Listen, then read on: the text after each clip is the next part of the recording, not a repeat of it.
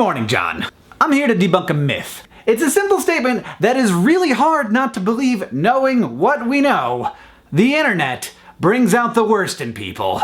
I mean, you see in the comments, we all know that the anonymity of the internet allows the deep evil inside of every human, except for me, of course, to spew forth in a fountain of vomitous hate.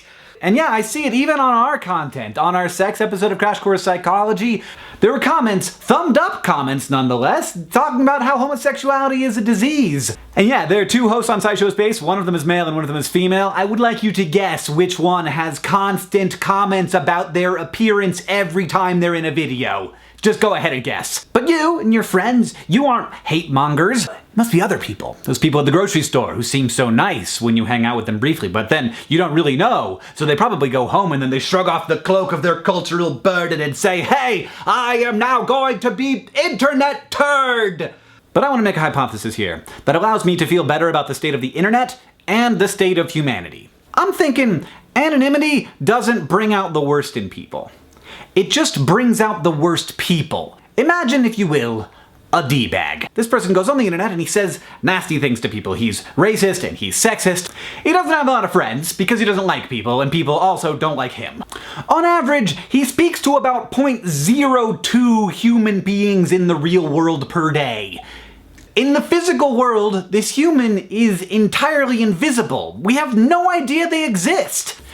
He doesn't want to express his beliefs in the real world because they are unacceptable. But on the internet, he not only gets to express his views to lots of people, those people then engage with him. It's a kind of exercising of power. He gets to get a rise out of people. It's thrilling. It's not scary like doing it in real life would be. It's a rush. This person isn't like a sweetheart all day long and then goes home and becomes a D-bag. He's a D-bag. The reason you don't run into internet trolls in real life isn't because they're normal people with deep evil inside of them. It's because trolls don't talk to people in real life.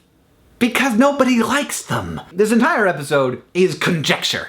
I've got no research to back this up, but it would be fairly easy research to do because I think internet trolls would be super excited about filling out surveys that graduate students in psychology gave them because they probably love to talk about themselves. Because they're probably narcissists. And honestly, I think understanding this and understanding those people is really important because I think the narrative of the hateful internet negatively affects the culture of the internet. People hear and believe that comments are a nasty place. They are certainly a much more nasty place than we tend to interact with in the real world. The result is that fewer and fewer normal, not trolly people interact in those spaces, and they get worse and worse. While at the same time we prove over and over again that the internet can actually be a place where lots of really cool and great things happen.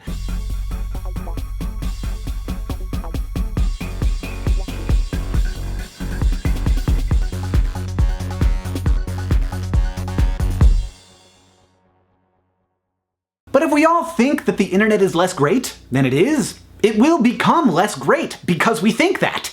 And my even greater worry is that people will look at the comments of a YouTube video and say, look, a third of these people, at least, are just terrible. They're bad people. And then by extension, those people will assume that a third of all people are terrible. And that's just not true.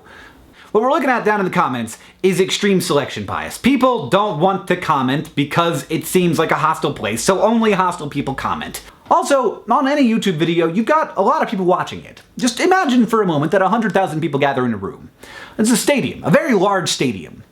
Now, what are the odds that there aren't going to be some bad people in that room? 0. They're going to be bad people in that room. So it shouldn't be a surprise that when 100,000 people watch a video, there are some people who are racist, bad people.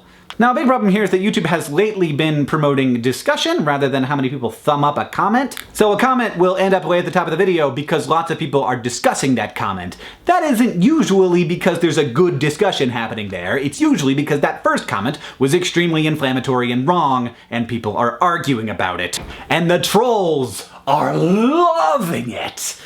That's an algorithmic problem. I don't know if they know about it, but it seems pretty obvious. It's totally feeding the trolls. Like, the whole point of a troll is to try and get discussion because they want to get a rise out of people, they want that rush, and they want some human interaction, which they don't get in the real world because people don't like them. Let me guarantee you, as a person who has met a number of people, most of them, like 90% of them, are good.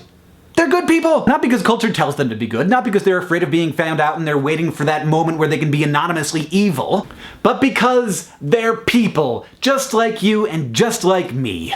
John, I'll see you on Tuesday.